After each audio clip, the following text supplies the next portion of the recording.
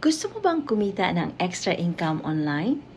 Kung tuturuan kitang kumita ng extra income online with 2 or 3 hours of your time, susubukan mo ba?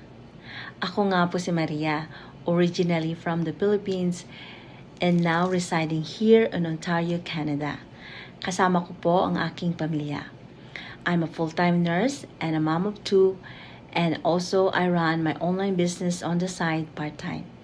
Ako nga po ay nagtatrabaho bilang isang personal support worker at naging isang nurse po for over 21 years na po.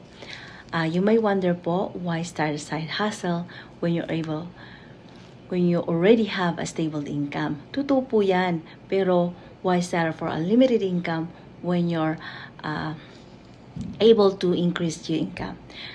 Akala ko rin po noon may stable income ka na ay sapat na po. Pero ang dalawa po naming income na mag-asawa na paycheck po ay hindi na po sapat sa mga bayarin. Kagaya po ng mortgage, utilities, bayarin sa sasakyan, at groceries, gas, sabihin mo na lahat po. At how much more kailangan din natin na mag-save for kids' education, at sa retirement, at emergency fund, at travels po.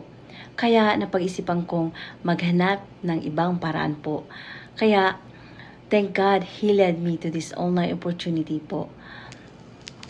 One day na nagsuscroll po ako ng aking social media, kagaya po nito na inyong pinapanood po, nagsasabi po siyang kung gusto nyong kumita ng extra income.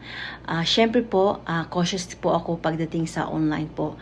But I did my due diligence po, kaya inaral ko po ito at nalaman ko pong legitimate po at isang tax registered po dito sa Canada po at all over the world po.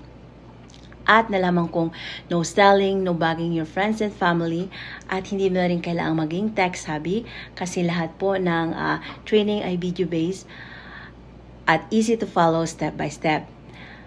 At may mentor ka pa at coach na gagabay sa'yo every step of the way po. Like any other business po, may capital po ito. At the best part po, you could run this anytime, anywhere, anytime.